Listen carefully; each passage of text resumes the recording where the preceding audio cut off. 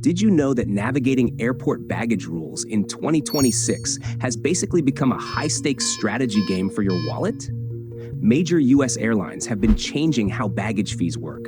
Ticket prices may still look competitive up front, but hidden add-ons and gate penalties can change the real cost fast. And here's the part most travelers miss. New baggage refund protections are supposed to help passengers. If your paid checked bag arrives too late, you may be entitled to a refund. Sounds like a win, right? Well, not always. Your app might say your bag was delivered. The carousel might still be empty. And if you don't know how to read between the lines, you might walk away thinking the airline has already closed the case, when in reality, your refund clock may still be running. Welcome to the 2026 late baggage paradox. If you're flying anytime soon, let's break down where travelers are getting caught and how to protect both your luggage and your wallet. Let's get into it. Let's talk about one of the most confusing parts of travel today, the evolving world of checked bag fees. If you haven't flown recently, the major U.S. legacy carriers, American, Delta, and United, have all updated their pricing models. Packing for a long trip isn't just about what fits in your suitcase anymore. It's about navigating a tiered system that can drastically change the total cost of your journey. The structure is designed to reward early planning, which means if you don't keep track of the rules, the math adds up fast. For example, standard domestic economy tickets now typically start around $45 to $50 for your first checked bag each way, and jump to $55 or $60 for the second. But here's the catch. Depending on the airline, if you wait to settle that bill at the airport counter, instead of prepaying on their app or website, you might face an extra $5 to $10 surcharge just for paying late. If you are flying on a basic economy ticket, the rules get even stricter. Airlines like American recently updated their policies so that basic economy flyers pay slightly higher base rates right out of the gate, often around $50 to $55 for that very first bag, even if they buy it online. But the real spike happens if you need to bring a third bag. Across the board, major carriers have set a heavy flat fee, typically $200 each way for that third piece of luggage. Let's do some quick math. If you walk up to the airport counter with 3 bags for a round-trip domestic flight, you could easily look at over $600 just in baggage costs. To put that into perspective, that's enough to buy a brand new PlayStation 5 or cover a good chunk of a student's monthly rent. In many cases, your luggage can end up costing more than the actual economy seat. It's not that the airlines are trying to ban you from packing. The system is simply structured to penalize heavy or late luggage, making a week's worth of outfits a very calculated financial decision. After checking how fast baggage fees can add up, you might wonder, why is it so hard to see the total price up front when you buy a ticket? This comes down to a business model called unbundled pricing, and it has caused a massive tug of war between airlines and the federal government. To give you some context, the Department of Transportation recently tried to pass a regulation that would force airlines to display all mandatory baggage fees right alongside the initial ticket price during your very first search. However, major U.S. airlines legally challenged this rule in court, arguing that showing all those combinations up front would make search screens cluttered and confusing for consumers. The court agreed with the airlines, pausing the regulation. The result? A booking process that requires a lot of extra attention. When you browse for flights online, the initial price you see often reflects just the bare-bones seat. It looks incredibly budget-friendly, which naturally gets you excited to click. But as you move through the booking screens, you have to navigate a series of add-ons. By the time you finish entering your personal information, choosing a seat, and finally reaching the payment page, the optional fees for checked bags or carry-ons are added to the total. Since you've already invested 10 or 15 minutes typing in your details, many passengers end up paying the higher final price out of sheer fatigue. It's not necessarily a malicious trap, but it is a highly optimized psychological design. The system relies on your time investment to make the final higher price tag easier to accept, leaving your wallet to bear the unexpected weight. With checked bag fees shifting, many travelers naturally tried to adapt by packing lighter and relying entirely on carry-ons. But as a result, overhead bins have become prime real estate, and airlines have had to tighten enforcement right at the boarding line. If you've traveled recently, you've probably seen those metal baggage sizing frames near the gate. If a carry-on looks a bit too full, agents will often ask you to test it in the slot.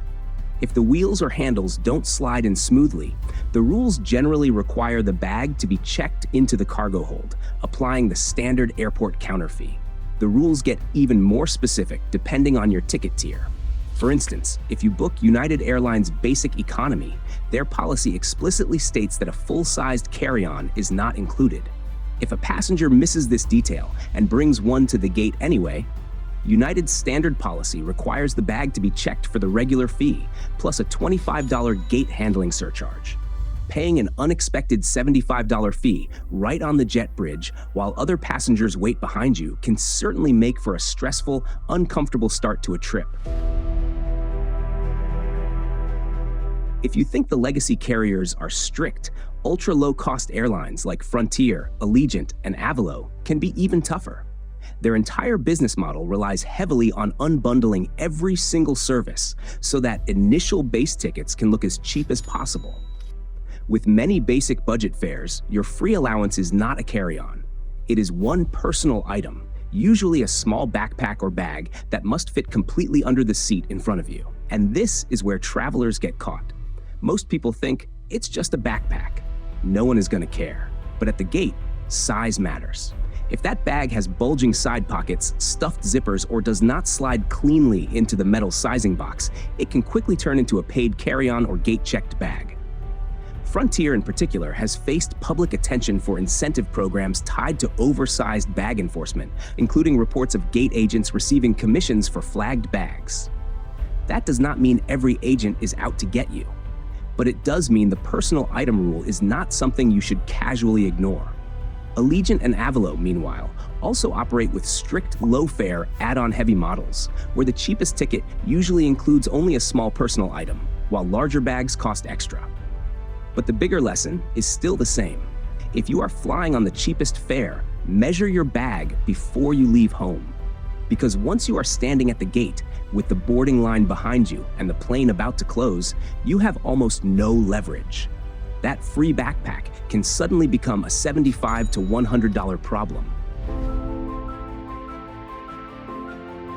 With all these strict baggage rules, it can feel like the financial system is completely stacked against the passenger. But you do have one federal protection in your corner, the DOT's refund rule for significantly delayed checked bags. Here is the basic idea. If you paid a checked bag fee and the airline loses your bag or delivers it significantly late, you may be entitled to get that baggage fee back. But the key word is paid.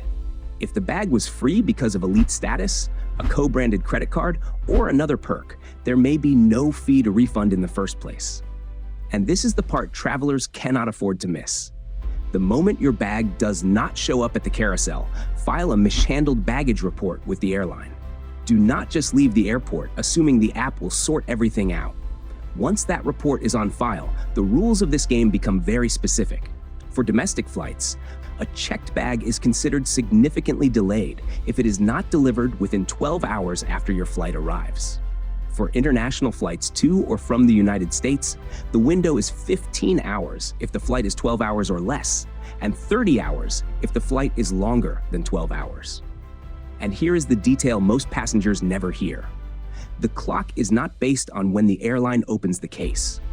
Under DOT guidance, it starts when you are given the opportunity to get off the plane at your final destination. It ends when you pick up the bag, or when the bag is delivered to a location you and the airline agreed on. If the delay crosses that threshold, the refund should be automatic once the mishandled baggage report is on file. The airline may offer travel credits, vouchers, or miles. But if DOT rules entitle you to a refund, you do not have to accept a substitute unless you choose to. There are exceptions, especially if the delay happened because you failed to pick up or recheck a bag when required, or you voluntarily agreed to travel without the bag because of late check-in or standby travel. But for normal delayed bag situations, this rule matters, Because the airline may control the baggage system, but you control the paper trail. To manage these tight timelines, airlines rely heavily on automated tracking systems inside their apps. However, these automated systems can sometimes create a confusing experience for passengers waiting at the baggage claim. Imagine standing at an empty carousel, watching the clock run down on your delivery window. Suddenly, your phone buzzes with a bright green notification stating, "Baggage delivered." In reality, this is often just a premature status update. It can be triggered by automated algorithms, scanning containers at the airport terminal rather than your specific bag hitting the belt. This digital gap can leave passengers panicking, thinking they just lost their right to a refund. But you need to know this crucial detail. An airline's app status holds zero legal weight with the Department of Transportation. DOT's timing is based on when the bag is actually made available to you, not just when an app status changes. If your app says delivered, but your eyes see nothing but an empty metal belt, do not just walk away out of frustration. Take a quick screenshot of that app status. Keep your physical baggage report handy and use them as documentation. Filing a complaint directly with the DOT ensures the airline is held accountable to the actual federal timeline. So, what is the smartest way to deal with all of this? Do not avoid the airline app. The trick is not to treat the app as the judge. Treat it as a receipt. Before you even get to the airport, use the airline's official app or website to check in, review your baggage allowance, and pay for any bags you already know you need. If the airline charges less for paying early, this is where you avoid that last-minute airport markup. Then, save everything. Keep the digital receipt for your bag fee. Screenshot your baggage tag number. Screenshot any app status that says your bag was checked, loaded, delayed, or delivered. And if your suitcase does not show up at the carousel, keep your mishandled baggage report like it is a boarding pass for your refund. Because the app can be useful, it can create timestamps and preserve what the airline told you. But it should not replace your own eyes. If the app says delivered and the carousel is empty, do not let the screen talk you out of reality. Your bag is not delivered to you just because a status changed somewhere inside the system. That is the real move in 2026. Use the digital tools, but do not surrender your judgment to them. Because in the new baggage game, the smartest traveler is not just the one who packs light, it is the one who keeps the receipts. What is the worst baggage fee or lost bag situation you have ever dealt with? Tell me in the comments below. And if you want to keep flying smarter and avoid surprise travel costs, make sure to subscribe. Safe travels, and I'll see you in the next one.